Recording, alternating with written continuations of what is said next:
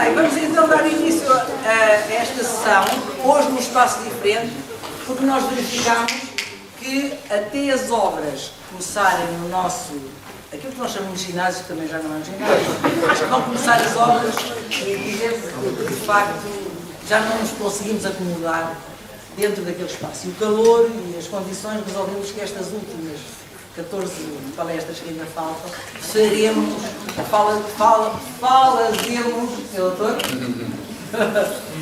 Aqui. E, portanto, inauguramos este ciclo com o Dr. António de Sousa Duarte, que não se vê ali, mas vamos reforçar a cor daquela legenda, que é para os meninos e as meninas e os senhores professores que aqui estão, estiveram na sessão com o Coronel Vasco Lourenço, ficaram também a saber que é o biógrafo do herói Capitão Salgueiro Maia e também que deu depois, cujo livro depois deu origem ao filme Salgueiro Maia, o implicado do filme, que todos vós, ou a maioria esmagadora dos estudantes aqui presentes, visionaram. Portanto, é biógrafo, é doutorado em ciência política, é jornalista e é, mais do que tudo isto, pai das minhas duas netas. E, portanto, é pai daqui? É que eu faço redobrado gosto. Vai ter que redobrado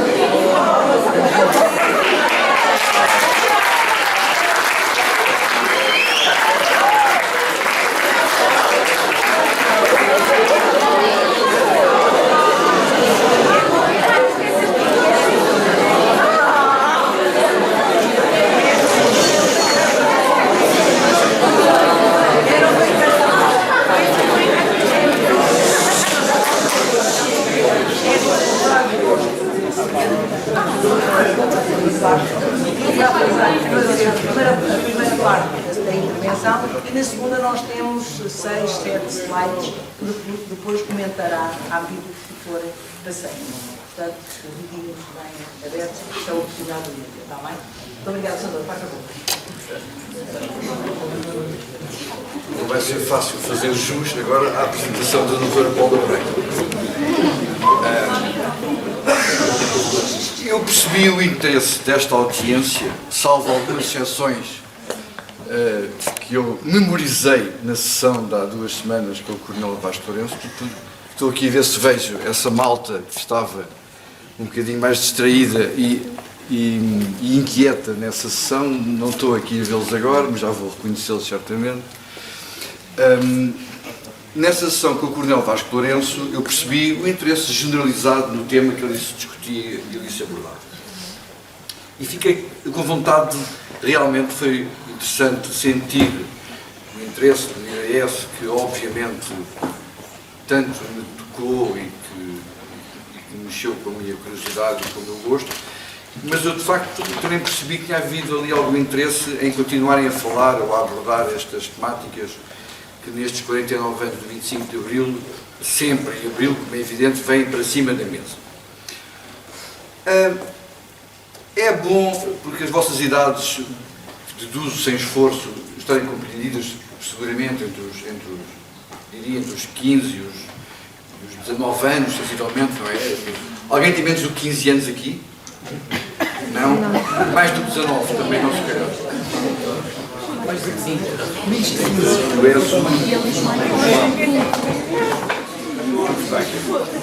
Portanto, estas são as idades em que há 49 anos atrás, os rapazes, que não as raparigas, por razões que também veremos hoje nesta conversa, iam para uma coisa chamada guerra colonial.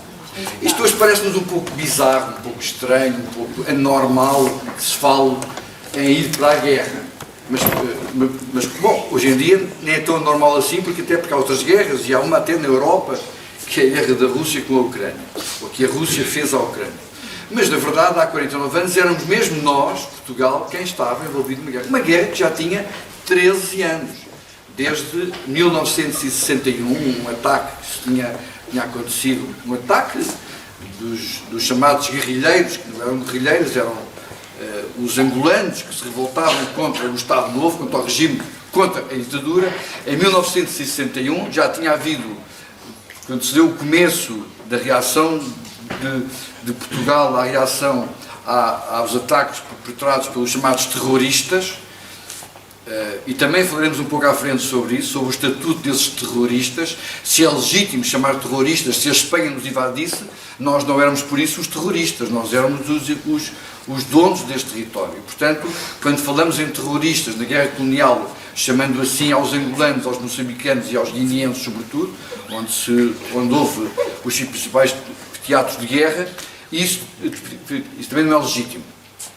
Portanto, ao fim de 13 anos de guerra, o 25 de Abril veio pôr fim a uma situação completamente incrível, anormal e que mexia muito com a sociedade portuguesa, que era o facto dos jovens, aos 18, 19 anos, terem de ir para a guerra.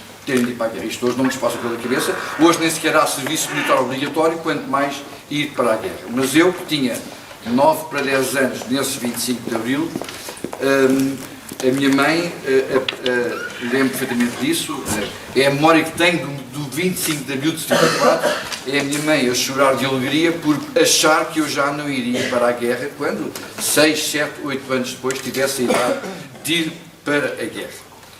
Portanto, a primeira grande conclusão desta celebração que fazemos do 25 de Abril, a mais importante, e que teve na base, e que é a primeira que está na base do movimento das Forças Armadas, é o fim da guerra.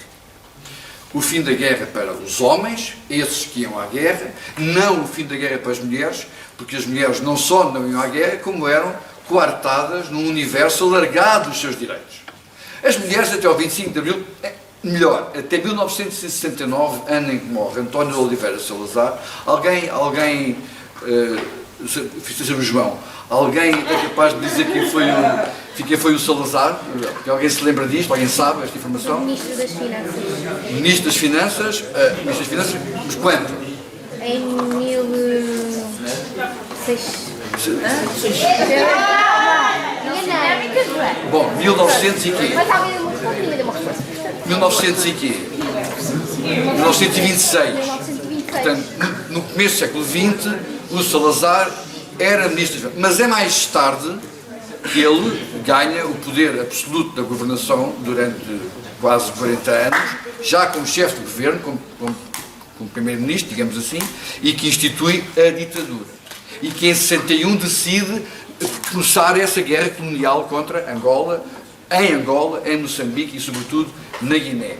Porque São Tomé e Príncipe, Cabo Verde, Macau, eram possessões de diferente espírito, onde não houve exatamente essa guerra colonial. As mulheres não iam à guerra porque as mulheres não tinham nem um terço dos direitos que têm hoje.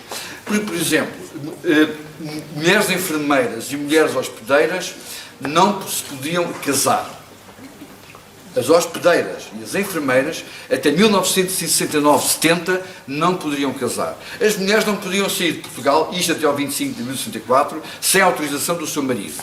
O marido era o chefe da família, estava escrito na Constituição. O chefe da família, o dono da família, o dono da mulher, era o marido. O pai dos filhos era o dono dos filhos e o dono da mulher. A mulher não poderia estudar na faculdade, a não ser muito residualmente, algumas mulheres de vida social e de ascendência mais notória e mais qualificada. As mulheres eram completamente limitadas no voto a exercer. Além dos homens também eram, mas as mulheres ainda eram mais. Portanto, o 25 de Abril, já vimos, acaba com a guerra colonial por um lado e plasma um conjunto de direitos das mulheres, a questão do aborto, a questão, mais tarde, dos direitos maritais, os direitos sobre a tutela dos filhos. Para terem uma ideia, em Portugal, no 25 de abril de 64, estamos a falar do analfabetismo na casa dos quase 20%, 19,8%, isto é, em cada 5 portugueses, vejam bem, em cada 5 portugueses, um não sabia ler. Em cada 5, nesta fila, há aqui 5 senhoras, uma de vós não sabia ler. Isto é uma família aos 50 anos e aos 60, não é aos 14, e aos 17 e aos 18, é aos 50 e aos 60 anos. A taxa de mortalidade infantil, tal era a debilidade da sociedade portuguesa, tal era a debilidade da riqueza do país, a taxa de mortalidade infantil rondava também os 17%, isto é, morriam à nascença muitas crianças. Porque não havia maternidades, não havia centros de saúde, não havia hospitais. Havia uma coisa que vocês nem vos sei explicar o que era a Casa do Povo.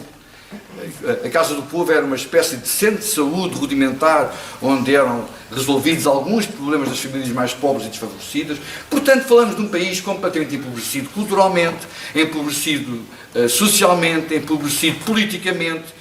E, portanto, como disse Salazar uma vez, nos anos 60, era um país orgulhosamente só. Alguém conhece esta frase? Sem seus professores? Orgulhosamente só. Porque Portugal era muito atacado nas instâncias internacionais e o Salazar decidiu autodenominar Portugal como um país e um povo orgulhosamente sós, numa tentativa de tentar que nos uníssemos contra toda a opinião pública internacional. Fazia lembrar aquele carro que vai na autoestrada em sentido completamente contrário, na via contrária, e acha que os outros estão todos errados.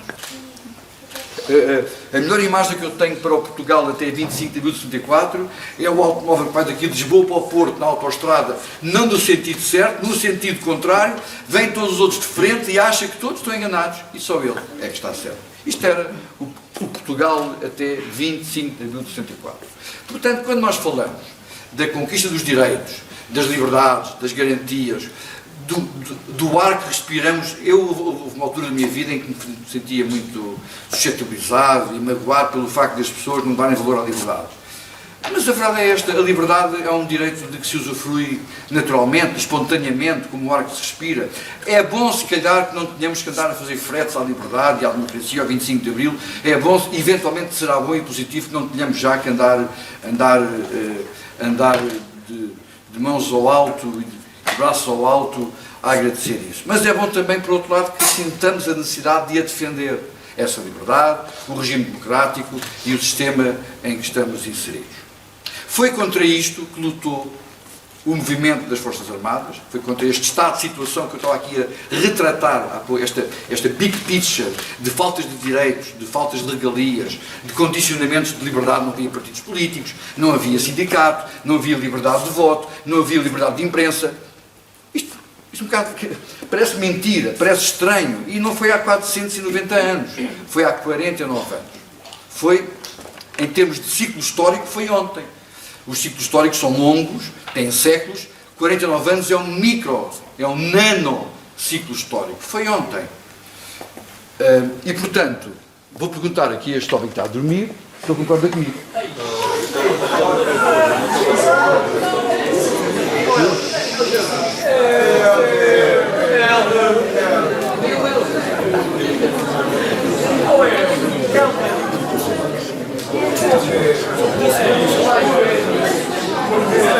Eu estou aqui a falar e não me ouves, pá. Espanhol? É espanhol? Venezuela. Sim. Mas esse aluno de António, É espanhol, já sei. tem alguma É espanhol. desculpa, Sim. que é venezuelano. É venezuelano. Não quer dizer que tenha que estar a dormir. Sim. Eu não queria saber o que estava a falar, mas quando o senhor trouxe os direitos das mulheres, o senhor tinha dito que as enfermeiras e as médicas não podiam casar. Eu queria perguntar porquê. Porque o Estado entendia que eram mulheres cuja disponibilidade tinha que ser total, integral e completamente focada naquilo que era a sua missão. Umas porque serviam a companhia aérea. Hoje estão faladas todos os dias pelas razões. As outras, as enfermeiras, por razões também um bocadinho evidentes, não aceitáveis nem compreensíveis, mas do ponto de vista do senso comum, um bocadinho aceitável, ou um bocadinho entendíveis, porque eram mulheres que trabalhavam para a saúde da nação, e o Estado entendia que a melhor maneira que tinha de as ter cativadas era proibi-las de ter vida pessoal própria, terem casamento, terem filhos, e, portanto, coartava estas mulheres nos seus direitos, no entendimento de que assim estariam mais disponíveis para a sua dádiva ao bem comum. Sim. Falou há bocado que as mulheres antigamente não tinham tanto direito aos estudos quando hoje em dia, para se poder ser enfermeira ou médica, tem que ter um grau de estudos muito grande. Como é que era feito antigamente em relação às mulheres? É muito fácil, é muito fácil. Hoje em dia a dificuldade é de médias, não é? Mas é democrático. Não há discriminação entre homem e mulher, entre rapaz e rapariga. É uma questão de competência pessoal, de dificuldade pessoal, de acesso pessoal. Naquela altura, não. As mulheres eram limitadas no acesso às escolas, até porque, desde logo, é importante dizer isto, em Portugal havia, em 1972, 13 creches. Eu vou repetir. Em 1972, havia no país todo 13 creches. Se calhar hoje há certos bairros de Lisboa onde há 13 creches. Em 72 havia 13 creches no país todo. Portanto, isto era um fator de condicionamento da progressão das pessoas, homens e mulheres, na sua progressão escolar e académica. Porquê? Porque só havia um acesso privado ao ensino. Sendo privado era mais caro, sendo mais caro era mais inacessível à maioria das pessoas, que eram pessoas que tinham rendimentos bastante modestos e limitados. Para termos uma ideia, no 25 de abril de 74, a média do salário em Portugal rondava os 1.650 escudos. 1.650 escudos são 80 euros, são 8 euros, certo? São cerca de 8, 9 euros, certo? Estou a dizer bem. Mas, não é? O salário médio da função pública em 1964 eram 8, 9 euros por mês. Claro, o custo de vida era mais baixo, tinha tudo outros custos, sim, mas ainda assim eram 8, 9 euros o salário da função pública. E a função pública ganhava mais do que nos campos e nas fábricas da margem sul e mais do que nas indústrias corticeiras do norte. Sim. Nada, da margem. Sim, mas se espontaneamente eles vão intervindo, não me choca. Portanto, é este país caracterizado por estas circunstâncias limitativas. Circunstâncias, sim. Não diz, por favor, diz. Antes do 25 de Abril... Fala mais alto. Antes do 25 de Abril, as pessoas podiam emigrar? Ou não? É uma boa pergunta. As pessoas não poderiam emigrar, salvo raras exceções. Por isso, fugiam, sobretudo até aos 20 anos, quer dizer, depois da data do cumprimento do serviço militar, eram livres de emigrar. Até aos 20, 21 anos não poderiam emigrar, porque isso poderia significar, como muitas vezes significou, a fuga ao cumprimento do serviço militar na guerra colonial. Isto é, eu aos 16, 17, 18, 19, 20 anos estava completamente proibido de emigrar. Sim. As pessoas, não, estou a falar, as pessoas de fora não podiam ir para Portugal? Podiam, mas isso são os migrantes. Não é? Nós somos os imigrantes. Sim, lá atrás. Uma pergunta. A gente não fala do 25 de Abril, depois de acontecer, a gente fala de coisas boas.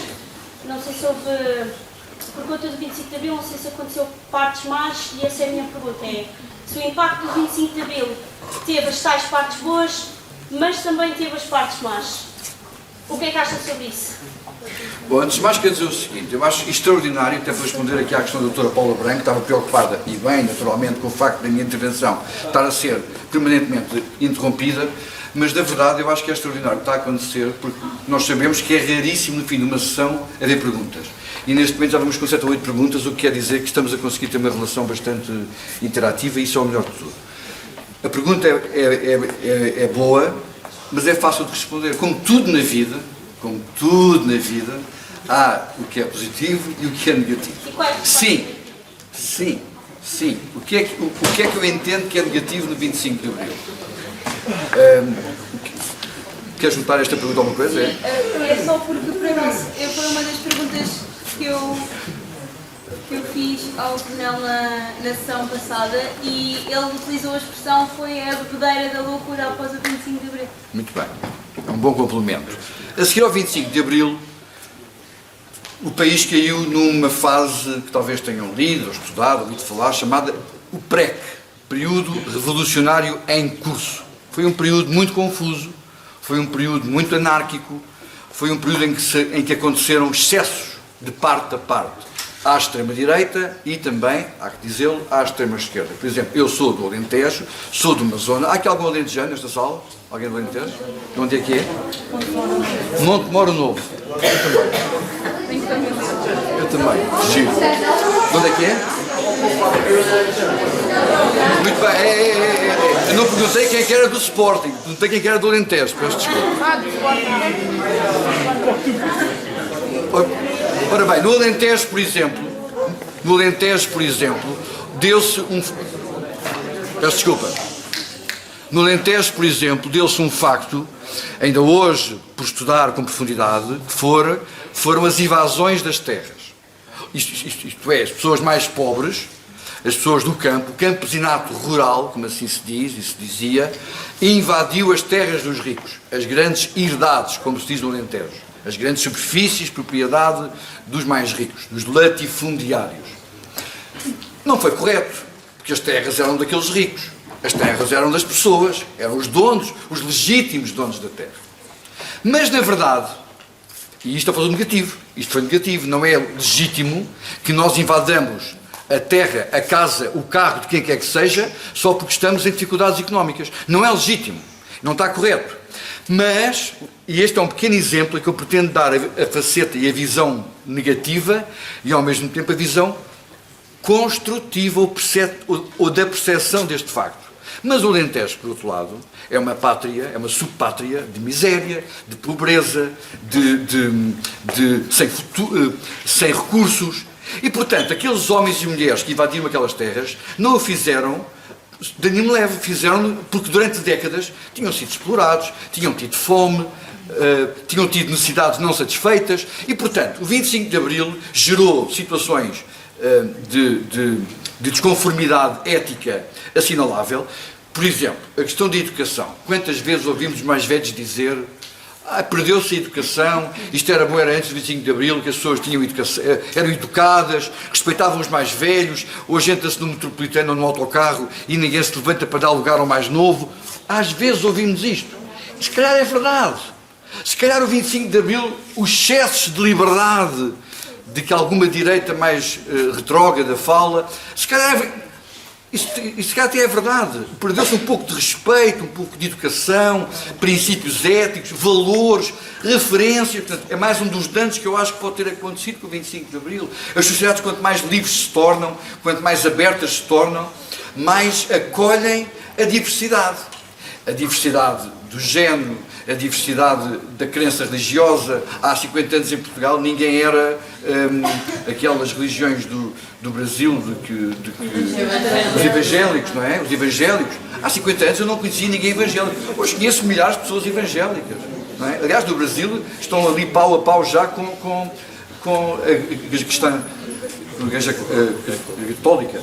E portanto, isto para dizer que é evidente que há consequências negativas do 25 de Abril, do ponto de vista social, do ponto de vista da asserção das referências culturais, familiares, sociais, mas não devemos deter-nos nessa batalha entre o deve e o haver, o bom e o mal. Devemos é perceber que o 25 de Abril é claramente uma data que acaba com um período negro, de penumbra, de dificuldade extrema, para dar origem a uma fase de uma vida que 50 anos depois está claramente por fazer um longo caminho, não há dúvida sobre isso. Os salários ainda são baixos, as escolas não são as que deveriam ser, o acesso à saúde e à justiça são muito débeis, é tudo verdade. Mas o balanço não é o que foi bom, o balanço tem que ser positivo.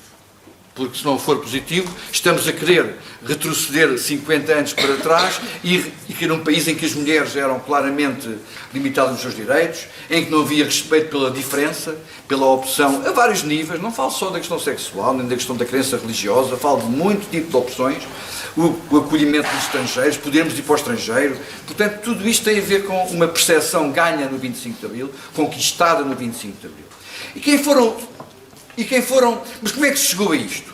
Por isso, tentar remetermos agora um pouco, depois deste introito, tentarmos ir um bocadinho para a gênese da minha vinda aqui.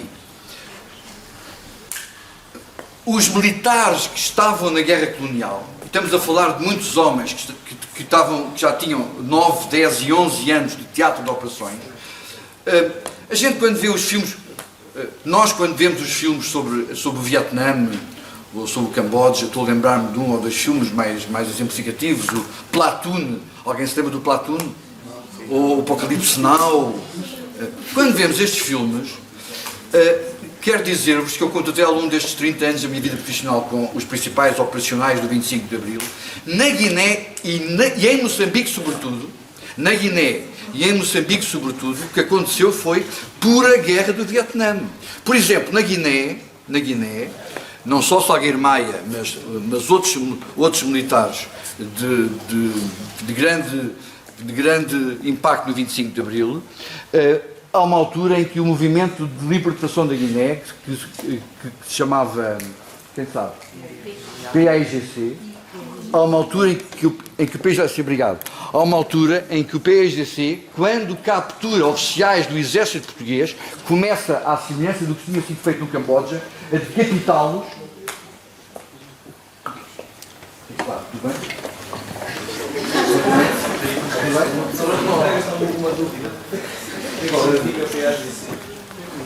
É o nome da sigla do movimento que se batia pela liberdade da Guiné. E Cabo Verde.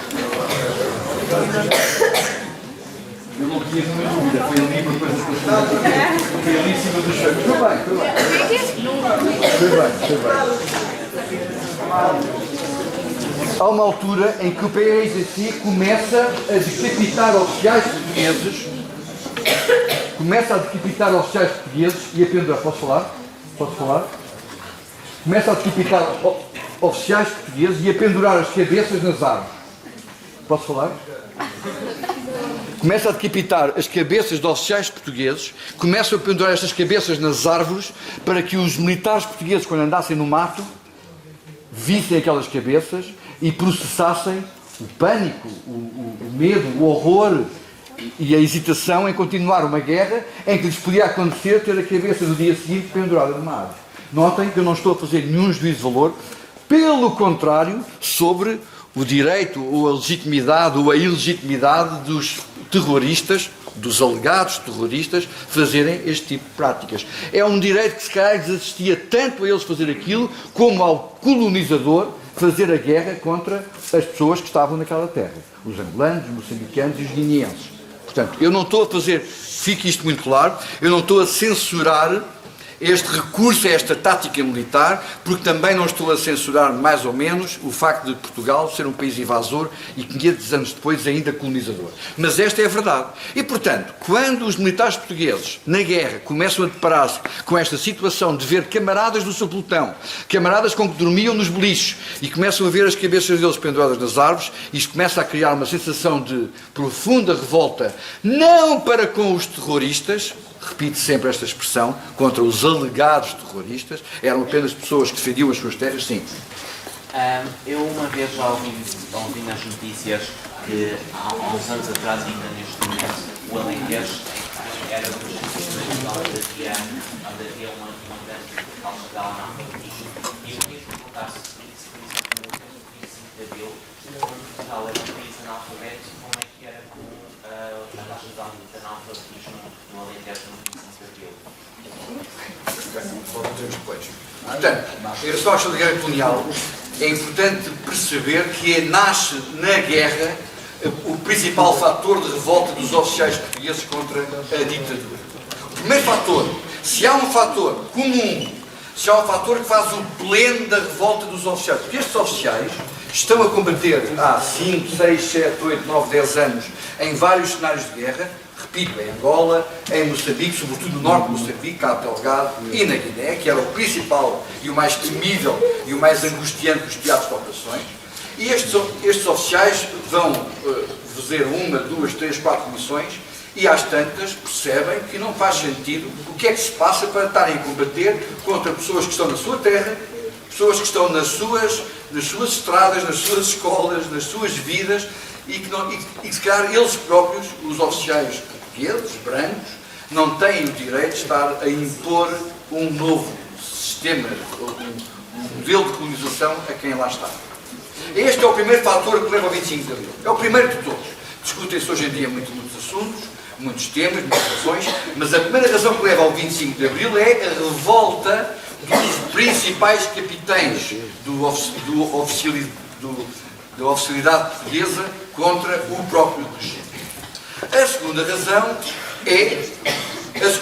é a sua própria situação económica. Porque estes oficiais ganhavam muito mal e sobretudo ganhavam mal para o risco de vida que corriam. Isto é, há uma razão nacional, há uma razão política, há uma razão ideológica, que é acabar com a guerra, e há uma razão profissional, corporativa, pessoal, que é não faz sentido continuar uma guerra em que ainda por cima somos horrorosamente malvados.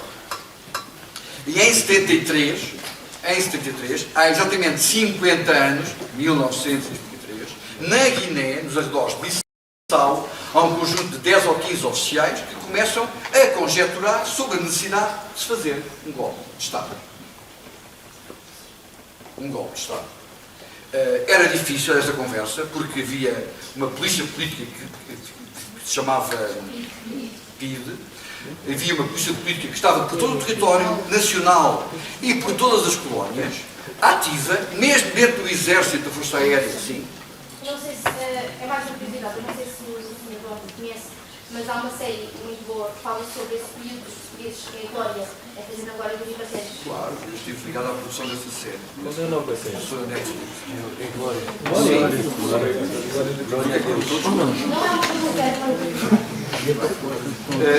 E, portanto, os oficiais portugueses, ali entre maio, junho e julho de 1900, faz agora exatamente 50 anos, faz agora, por estes dias, 50 anos, começam a conjecturar sobre a necessidade de fazer uma revolução, um golpe de Estado primeiro. Há uma diferença na ciência política entre golpe de Estado e revolução. É muito simples, muito fácil. O golpe de Estado é a simples mudança de quem manda. Fica tudo mais ou menos o mesmo. A revolução mexe com as estruturas, com as entranhas da sociedade. Okay? Um golpe de Estado é quando se muda um governo e continua o mesmo regime. A revolução altera o regime. É ditadura, é social-democracia, é capitalismo, é comunismo. Mexe com as estruturas, com as entranhas, com os bastidores da sociedade. Bom, o 25 de Abril, não vos quero aborrecer, estou a ver aqui algumas cartas um bocadinho tensionadas, não vos quero aborrecer, quer dizer o seguinte: o Salgueiro Maia, porque é que o Salgueiro Maia é o principal operacional do 25 de Abril? Porque é que um homem só, porque é que se fala tanto de um homem só? Quer dizer, fala-se do movimento dos capitães, fala-se do movimento das Forças Armadas, fala-se do MFA, mas porque é que há um homem que é o motor de tudo isto? Por várias razões. O Salgueiro Maia era o homem que em Santarém, onde havia a escola prática de cavalaria, era o homem que estava ligado aos carros de combate, às chaimites, aos tanques, como queiram chamados. Ele era o homem que liderava essa unidade de carros de combate. Portanto, se ele fosse conquistado para um golpe de Estado, seria mais fácil concretizar esse mesmo golpe de Estado, ou essa revolução. E o Salgueiro Maia era um homem muito sensível à ideia da revolução. Porque ele, quer em Moçambique, quer na Guiné, tinha a noção, que os outros também tinham, de que era preciso fazer alguma coisa. Por isso, na célebre noite de 24 a 25 de Abril, quando ele junta os seus homens à sua volta, diz uma frase, que eu acho que certamente alguns poderão ter fixado, que é: chegou de cruzar as mãos. Sim, não sei se é possível. Os senhores sabem, há três modalidades de Estado: os capitalistas, os tais ditos comunistas e os socialistas. Meus senhores pretendem acabar com o Estado de Estado. O Estado que isto chegou. O Estado que chegou. Muito bem.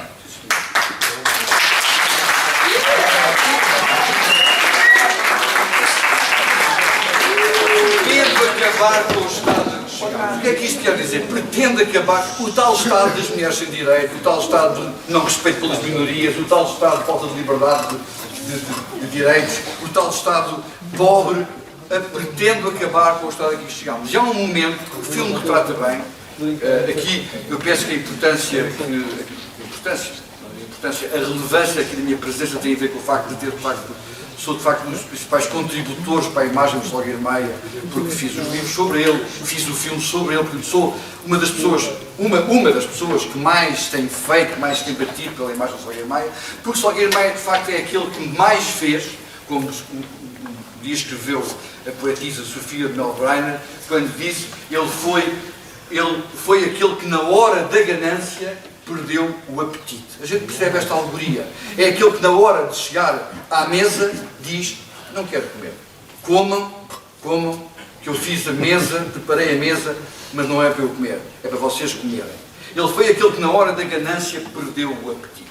É uma frase fantástica da poetisa Sofia Melbreiner, que eu acho que sintetiza e representa muito bem este ícone puro que é o Salgueiro Maia. E nessa noite, quando ele diz para cerca de 245 homens, estamos a falar de 245 homens, quem quiser ficar, fica, quem quiser acompanhar-me, vem. Mas vou já avisar, vamos fazer um golpe de Estado, vamos fazer uma revolução, vamos fazer algo que vai perigar as nossas vidas. É bom que tenhais a consciência de que, vindo comigo, vão correr deste tiro. E destes 245 homens, não houve um que ficasse no quartel. Não há um que tenha ficado. E o meu fascínio por Salgueiro Maia começa aqui, naquilo que se chama carisma, aquilo que se chama atração, aquilo que se chama capacidade de sedução, aquilo que podemos chamar de um tipo único que domina 245 pessoas. Era como eu dizer-vos agora, vou invadir a Espanha e quem é que vir comigo? Ninguém viria comigo. Eu vou. Quem é que viria?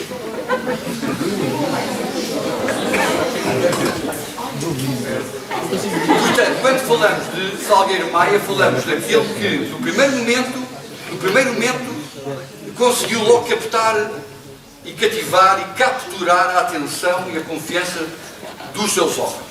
Vem para Lisboa. Estamos a falar de uma viagem que demorou cerca de 4 horas. Não havia autoestrada, havia um pequenino troço de autoestrada já aqui à beira de Lisboa. De Santarém até Lisboa não havia autoestrada. A coluna tinha cerca de 50 carros de combate, então uma coluna longa.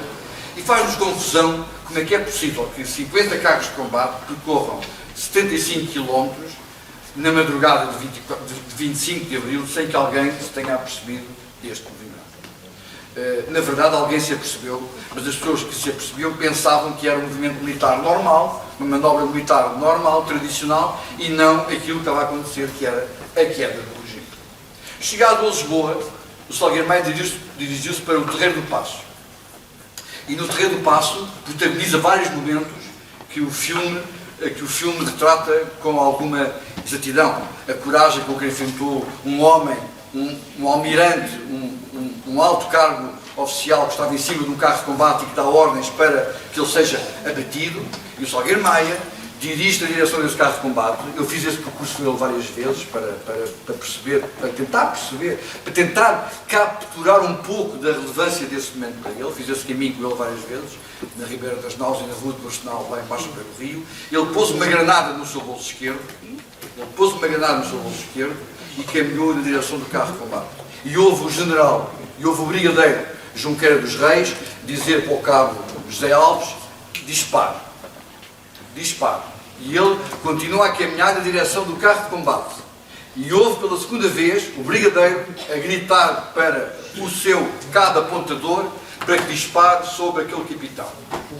E ele percebe que o cabo apontador, que ele não vê porque está dentro da chainite, ele percebe que o cabo apontador fecha a tampa do carro de combate. O carro de combate tem um alçapão em cima e o cabo apontador, como queria desobedecer ao seu oficial, fecha-se dentro do carro de combate, para poder desobedecer sem ser alvo da ira deste brigadeiro. E o Salgueiro Maia percebe que não vai ser atingido, pelo menos, por aquele tanque. Porque daquele tanque já não viria perigo, porque o cabo apontador tinha recusado a obedecer à ordem do seu superior, do seu oficial superior. E continua a andar. E porquê é que ele tem a granada no bolso? Vou dizer, porque ele tinha a consciência que ou ganhava e a granada não seria necessária, ou ele era atingido, sendo atingido, rebentava não só com o facto de ser alvejado pelo carro de combate, mas também porque, ao abrir a mão, rebentaria a granada e o seu corpo ficaria despedaçado.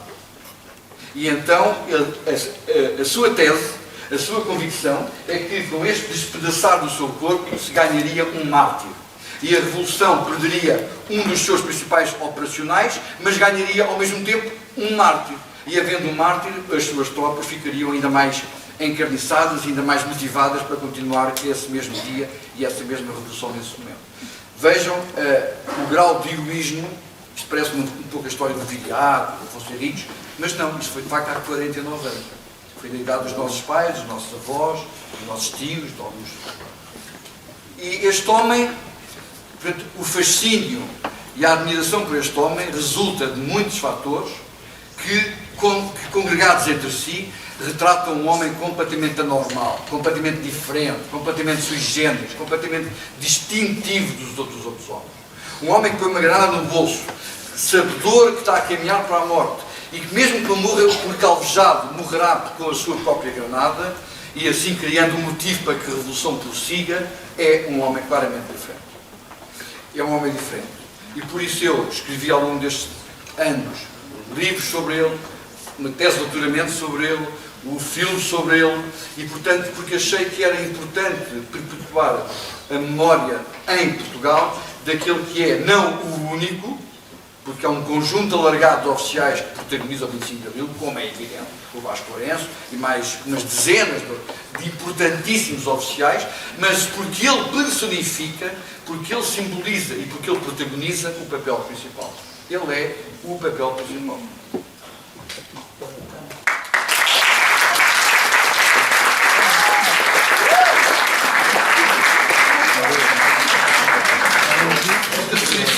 Esta fotografia é tirada às 5 da tarde, do dia 25 de Abril, do Largo do Carmo, e é tirada por um fotógrafo que tinha ido, naquela altura, não só não havia telemóveis, como as máquinas fotográficas, tinha que se entregar o rolo, os fotógrafos dos jornais tinham que ir à redação entregar o rolo para o rolo ser posto a revelar.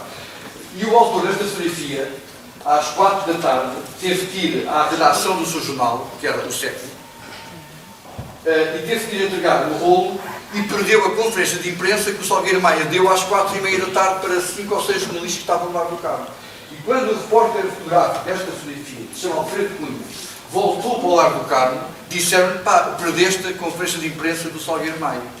Então o Alfredo Cunha, com uma imensa desfaçatez, foi ter com o Salgueiro Maia e disse: importa-se de fazer uma pose para mim, porque eu perdi a conferência de imprensa. E o Salgueiro Maia olha para o Alfredo Cunha e faz uma pose completamente informal, está a mexer, está com os dedos uns nos outros, está com um ar tranquilo e sereno, e neste momento deixa-me dizer que são 5 da tarde e o professor doutor Marcelo Caetano, o chefe de governo, ainda não tinha saído do Largo do Carmo. Ele estava no momento crítico das operações do 25 de Abril e ele faz este ar como se estivesse, nem sei fazer o quê, um ar tão tranquilo, quando está no momento mais crítico de Portugal nos últimos 50 anos, ou talvez no século XX.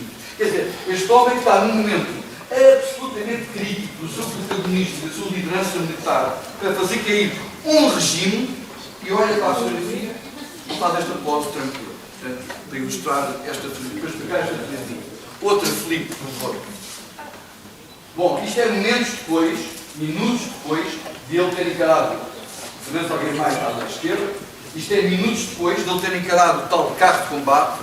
O brigadeiro Junqueira dos Reis desiste de dar ordens e vai-se embora, volta para trás, para a ajuda, para o regimento de Lanceiros de Lisboa, para a sala da ajuda, e o Salgueiro Maia regressa para as suas tropas e é vitoriado, porque muitos deles tinham assistido à distância ao seu ato heroico de caminhar em direção do carro de combate e não acontecer nada a não ser o recuo da tropa que vinha contra ele. E ele regressa, volta aos seus homens e é vitoriado. Vê-se lá atrás um militar, um aspirante que está a dar-se no ar, outro a fazer o grito de vitória. Este é o momento que sucede a esse momento vitorioso histórico. Aqui temos o Salgueiro Maia a falar com 2 dos vários emissários que vieram negociar com ele a rendição do chefe do governo. Houve 4, 5, não se sabe bem, houve 4, 5 emissários que vieram negociar com o Salgueiro Maia essa rendição, e este é um momento que antecede essa rendição. Vocês não conhecem, o homem que apresenta lá atrás, é um amigo da doutora Paula Branco, é um militar de Abril também, que era um dos adjuntos do Salgueiro Maia, do Carlos Piazza, e portanto este é um momento que ocorre no Largo do Carmo, cerca das 3h30 da tarde, quando ainda se negociava as circunstâncias e a forma como o chefe do governo se renderia à tropa do Salgueiro Maia. Isto é no Terreiro do Paço. Estamos de frente ao rio, portanto o rio está à esquerda, ok? O rio está à esquerda, e aqui é o Poder do Paço. E isto é às 7h30 da manhã, 7:45, sensivelmente, e há um carro da polícia que estranha o aparato de carros de combate que está no terreno do Paço.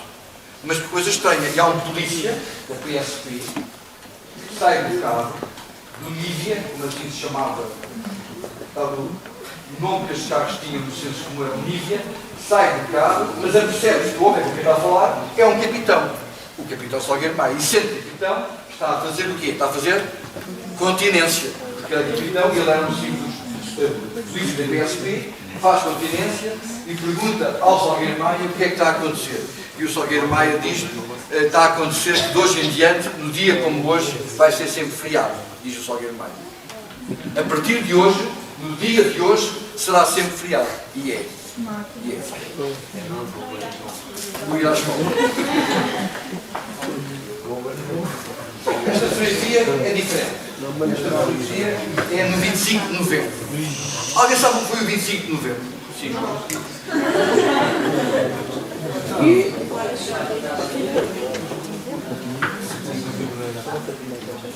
Mais alto, muito bem.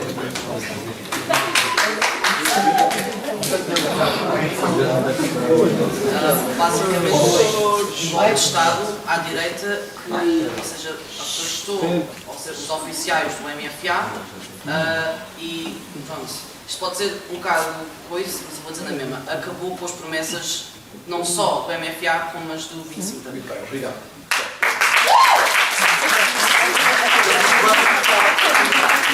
O João está substancialmente errado no disso. É uma chatice.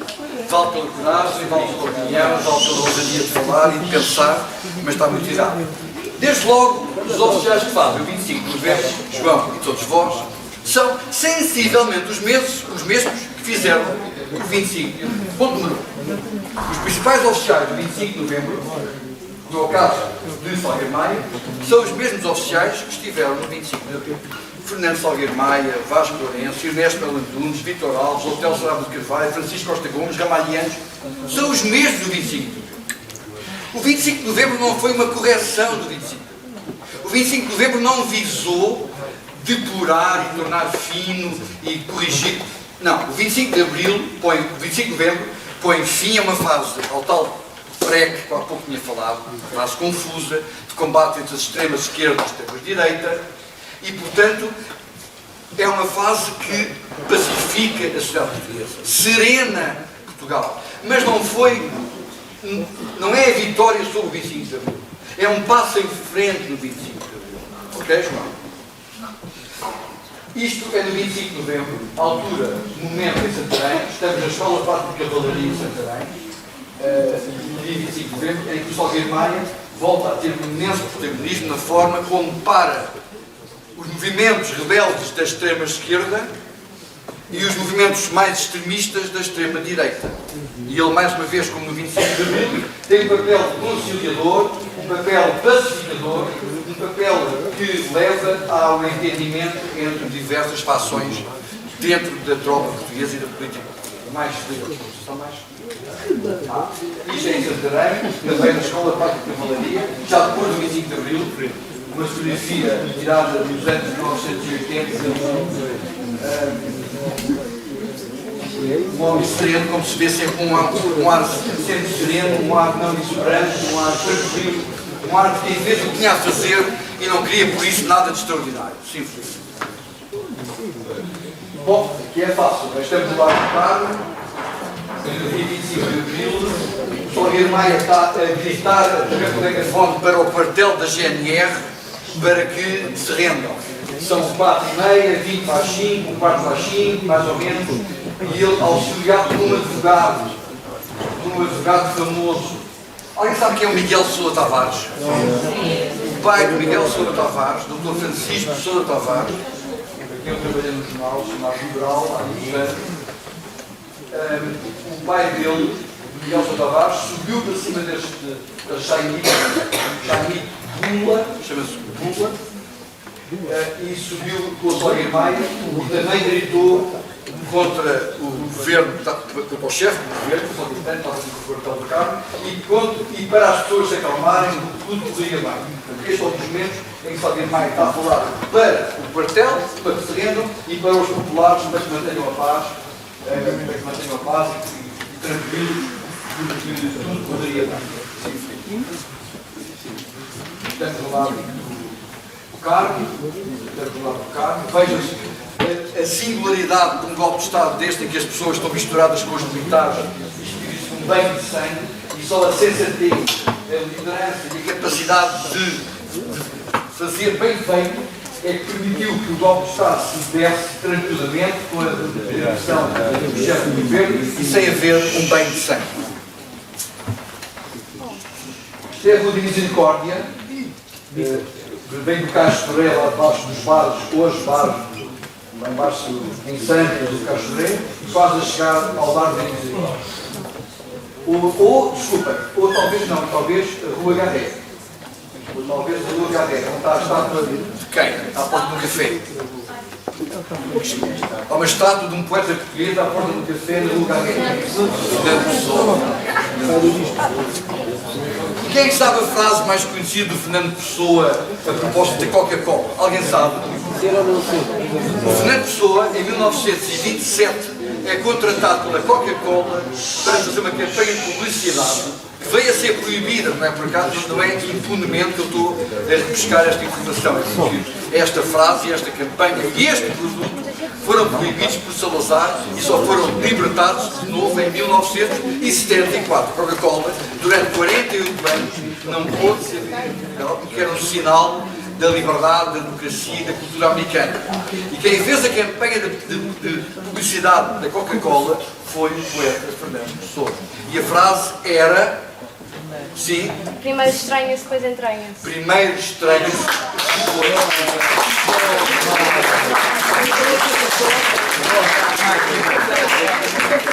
É verdade. É como a liberdade. É como a liberdade. Primeiro estranha-se. Como é que se chama? Desculpa. Como é que se chama? Lara. Boa.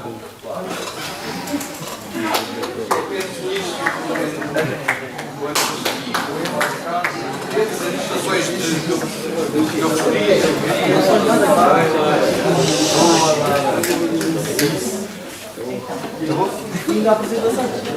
Muito bem. Então, nós estamos com quase uma hora de sessão. Acho que faz sentido fazermos algumas perguntas e respostas.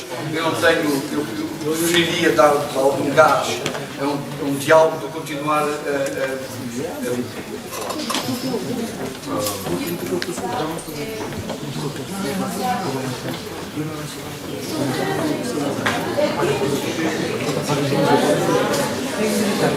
É curioso, porque parece que ninguém vota, ninguém fala, ninguém gosta, ninguém quer, mas todos falamos do mesmo facto. O Chega, lá está, para responder há pouco à colega a Inês, quando me perguntou e nos desafiou e nos provocou a refletir sobre o que é que já sabemos o que é que foi bom no 25 de Abril, vamos lá para o que é que foi mau. Não, o Chega não é necessariamente uma consequência má do 25 de Abril. O Chega é uma consequência, calma, o Chega é uma consequência constitucional do 25 de Abril. É um partido. Agora, o que é estranho no Chega é ter uma filosofia e um posicionamento sobre a democracia que, em rigor, é contra a própria democracia. E isso é que é estranho. Isso também é estranho, mas é estranho pelos vistos. Porque, na verdade, o Chega professa uma visão social e uma visão política, uma visão económica e cultural que é limitativa dos direitos adquiridos com o 25 de Abril. O Chega não se deveria rever no 25 de Abril. Mas revê-se. E eu acho que a melhor forma de olhar para o Chega é tratarmos o Chega com normalidade. Tratarmos a aventura com normalidade. Quanto mais, note uma coisa, não é por acaso que o Chega elegeu 12 deputados e diz que as sondagens poderão apontar para 17 ou 18 deputados. O Chega vai tornar-se o terceiro, vai reforçar o estatuto de terceiro partido, poderá chegar ao governo, e eu vou dizer uma coisa polémica, mas é a minha mais profunda convicção neste momento. Eu acho que o Chega só vai acabar, ou melhor, só vai levar uma grande pancada eleitoral depois de ser governo. Isto é, eu acho que será importante, nunca pensei que podia dizer isto. Sou um homem de esquerda e com ideias liberais e republicanas, nunca imaginei. Só um segundo. Silêncio! Peço desculpa. Eu gostaria, jamais votarei no Chega, acho que deve ser óbvio, mas anseio se calhar eventualmente pela chegada do Chega ao poder, porque quero acreditar que só depois, Nito, por favor, quero acreditar que só depois de ser poder, e quando as pessoas perceberem, o que é o Chega, talvez no ato eleitoral seguinte já tenhamos a consciência clara do perigo, dos danos e das consequências do Chega. Sim. Silêncio!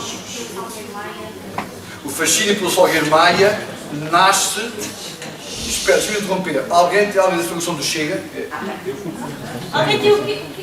Alguma coisa a dizer? Ai, Vai acabar esse capítulo.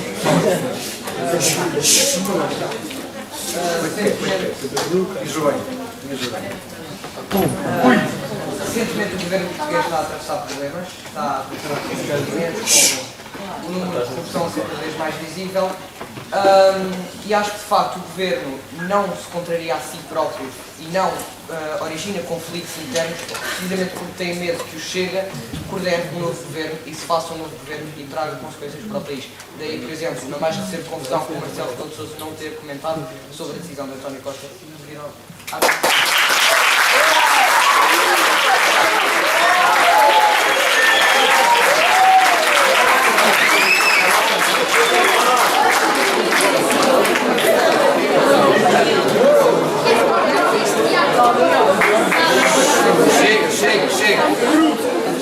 Chega.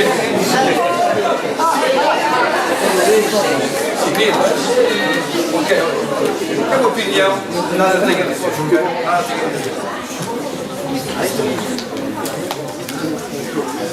O fascínio pelo Salgueiro Maia. O fascínio pelo Salgueiro Maia nasce em Santarém, na Escola Prática de Cavalaria, onde eu estava a cumprir serviço militar obrigatório e conheço pessoalmente o Salgueiro Maia. E dirijo-me a ele. Eu na altura era jornalista, já era jornalista, e conhecia o nome dele e a obra dele e o seu protagonismo, e de repente percebo que tenho a possibilidade de ganhar alguma intimidade, alguma proximidade com o Fernando José Salgueiro Maia. E aproximo dele, e durante 2 anos da minha permanência em Santarém, na Escola Prática de Cavalaria, tornei-me seu amigo, e nos 4 anos seguintes fiquei seu amigo até à sua morte prematura. É bom não esquecer que Salgueiro Maia morre muito jovem. Bom, ele faz a Revolução muito novo, tinha 29 anos. Ele faz a Revolução com 29 anos, neste dia tem 29 anos, e morre com 47 anos. Morre vítima de um cancro nos intestinos com 47 anos. Foi muito jovem. Já morreu há 31 anos. Há imenso tempo. O fascínio, portanto, nasce da proximidade. Mais perguntas?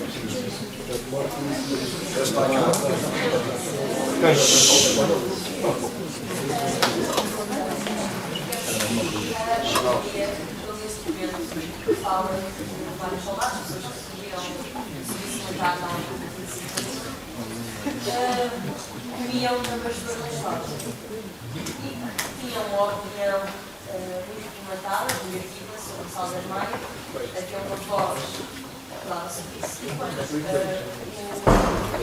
Sr. Vasco Lourenço veio às escolas, várias pessoas levantaram questões sobre o Salgueiro Maia. Eu acho que ele se de uma forma quase de desprezo, rápido, e disse que só estava o Salgueiro Maia, só estava à hora certa, no lugar certo. E respondeu assim, que quase desvalorizou o valor que o senhor tanto fala. Então eu gostava de saber porque é que há este... O senhor, eu? Sim. Eu gostava de saber porque é que há este... Ficou em todos vós a boca ideia de que o Vasco Lourenço ia desconsiderar o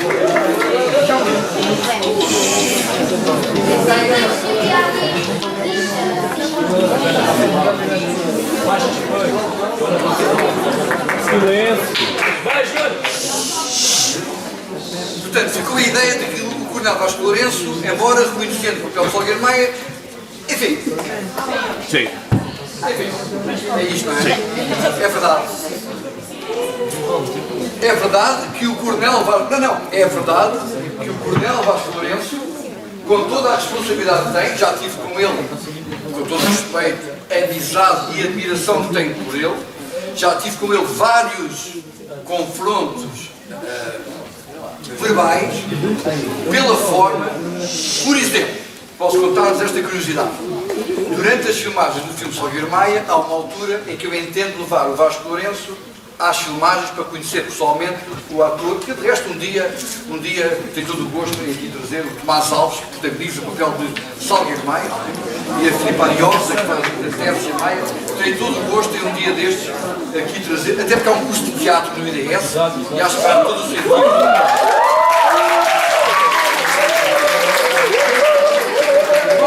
Haverá todo o sentido que o nosso espetacular professor de teatro possa ter a hipótese de aqui ter o Filipe, a Filipe, o Tomás, que certamente conheces bem, sabes tudo. Nós teremos aqui o Tomás Alves e a Filipe Ariosa um dia destes para fazer a exposição. Fica prometido. No dia que veio o Vasco Lourenço, para o barulho, no dia que veio o Vasco Lourenço às filmagens, no dia que veio o Coronel Vasco Lourenço às filmagens, para conhecer pessoalmente os atores que estavam a fazer papéis mais relevantes do filme, a ideia com que ficaram quando saímos de lá e o Vasco Lourenço foi a pior possível.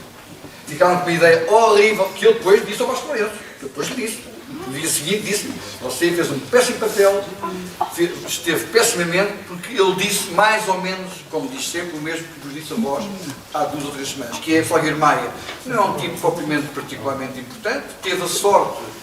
Teve muita sorte e um niquinho de talento de estar naquele sítio àquela hora. Isto é a maior das injustiças.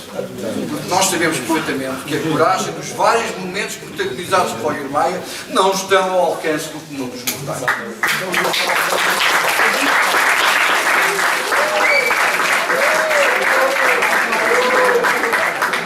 Cada vontade às vezes deu-me vontade. Não concordo? Silêncio.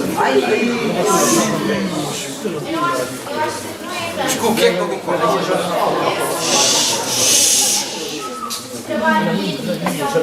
Se isto fosse uma sala de aula, aqueles dois iam para a frente. Eu acho que eu ia.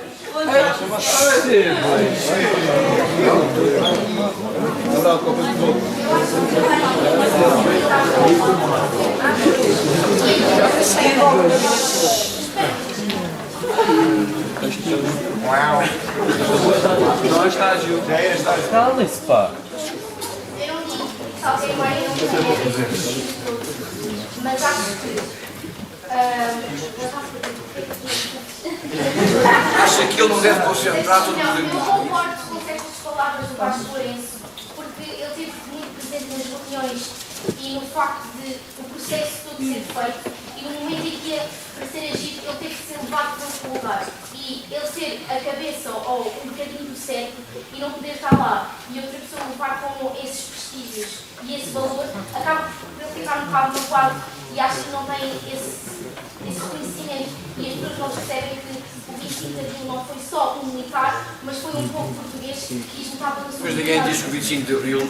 Não é. Eu hoje aqui já disse várias vezes que o Salgueiro Maia é só a imagem e o símbolo e a protagonização de um vasto movimento de sociais. A questão é que o Vasco Lourenço, de facto, você pôs aí o que costuma dizer, tocou no calcanhar daquilo do Vasco Lourenço, que é a sua desastrada, inoportuna e infeliz e compulsiva ausência de Lisboa. Na data em que veio a ser decidido, mas o Salgueiro Maia não tem culpa disso.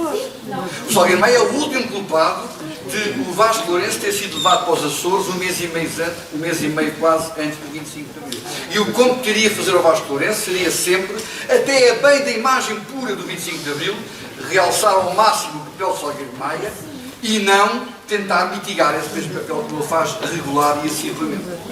E porque o Vasco Lourenço, a ideia que pelos vistos ficou generalizada é uma ideia correta. O Vasco Lourenço, a pouca quer dizer, minora regularmente papel do Salgueiro Maia, ao ponto do Tomás Alves e a Filipe Alves, quando eu perguntei no fim desse jantar nas filmagens se queriam voltar até acabar os 40, nem pensar. Foi a resposta dos dois, do Tomás e da Filipe. Nem pensar.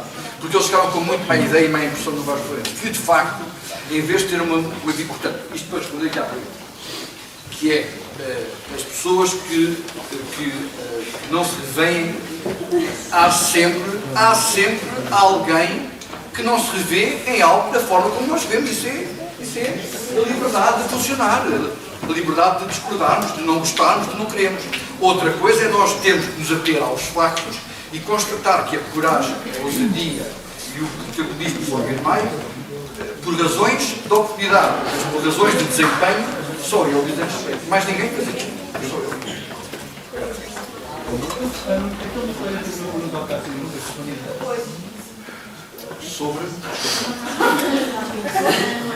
Sobre o Alentejo. O analfabetismo.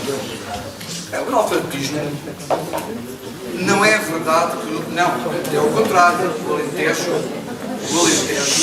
não era o palco principal do analfabetismo. Pelo contrário. Porquê pelo contrário? Porque o analfabetismo era um fenómeno geral.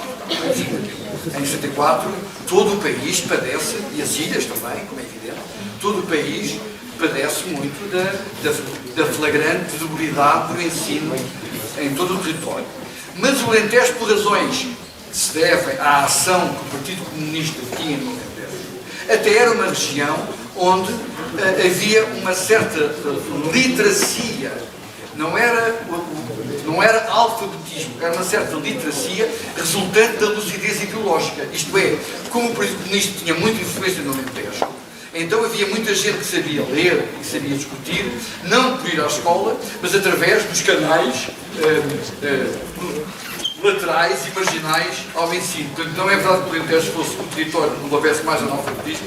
Eu acho que os números até indicam que a norte do Tejo, nas beiras, Trás-os-Montes, haveria mais analfabetismo. Agora, era uma praga nacional. O analfabetismo não era mais aqui ou mais ali, era uma praga nacional. Certo? Sim. Digamos que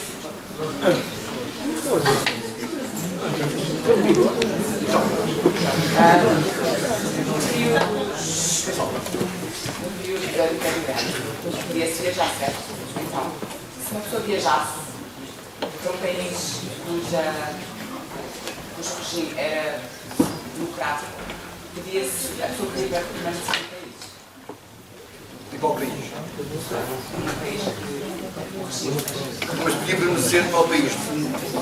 Esse de destino ou por regresso? Não percebi. No período quando fosse. E a França, por exemplo, é isso? Sim, a França. Podia permanecer. Mas em qual país? Na França ou lá? Não havia nada. Bem, para já há uma perversidade na sua pergunta, que é uma pergunta onde há um país democrático. O que não faltava eram países democráticos. Só Portugal na Europa é que não era perfeito. Então, uma coisa. Havia o bloco do leste dominado por Berlim. O que é que faz?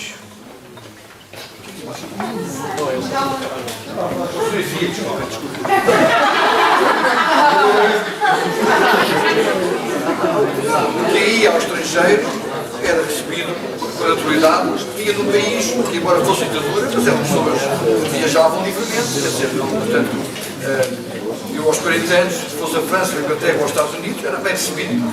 As pessoas sabiam que o país era ditadura, mas que as pessoas eram pessoas normais, não é? Essa pergunta. Eu perguntei mais porque houvesse pessoas parecidas. Não percebi, mais alto. Eu perguntei porque se houvesse pessoas no país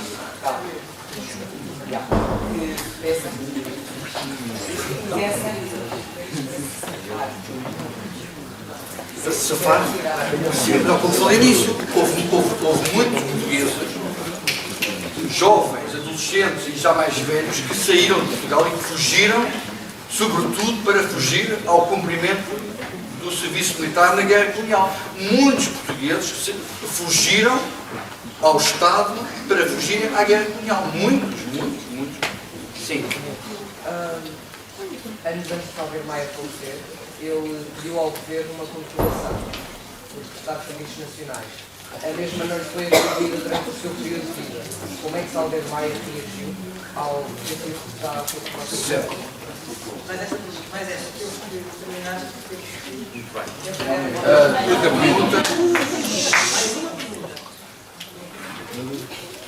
A pensão que Salgueiro Maia pediu ao Estado português, através do então Primeiro-Ministro, o professor Dr. Aníbal António Cavaco Silva, foi recusada e ele sabia que ia ser recusada. Porque o Salgueiro Maia, a paga que lhe deram no que fez no 25 de Abril, a paga é uma forma algo irónica, que eu estou a dizer, foi nunca lhe concederem as honras, não que ele quisesse, mas que ele mereceria.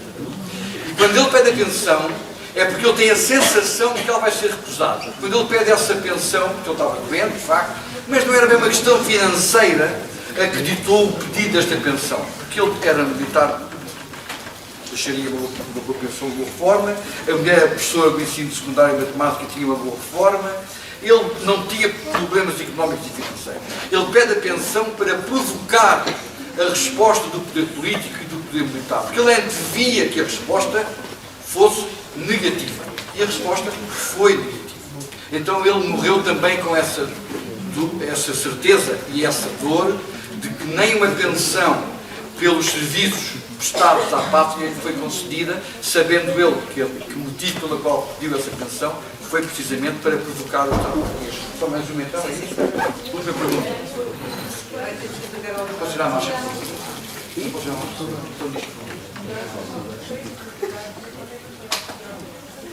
Não percebi a pergunta. Dos países colonizados, qual foi a pior guerra? Bom, essa pergunta, embora seja pertinente, a resposta é uma resposta complexa, porque nunca podemos medir onde é que é pior ou menos mal.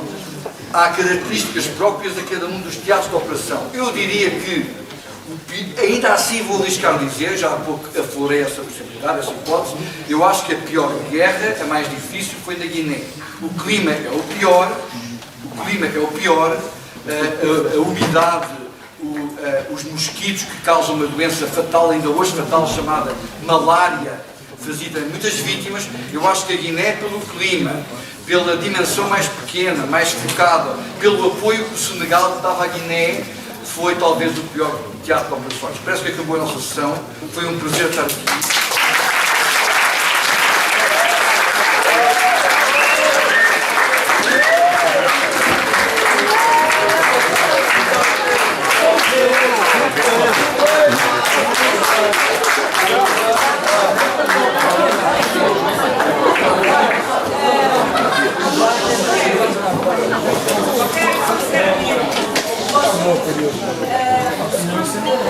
Tenham consciencializado, se consciencializem da importância, de facto, de 25 de Abril, daquilo que são, sobretudo naquilo que é a liberdade que todos nós hoje temos. Está bem? Eu vivenciei o 25 de Abril, portanto, acompanhei isto tudo. Tivemos aqui uma lição de história. Só temos que agradecer ao Dr. António de Sousa Duarte este testemunho vivo que nos trouxe aqui o 25 de Abril e que nos permitiu também viver um bocadinho o 25 de Abril e levar-nos a esse dia. Está bem? E vamos agradecer com uma enorme salva de palmas.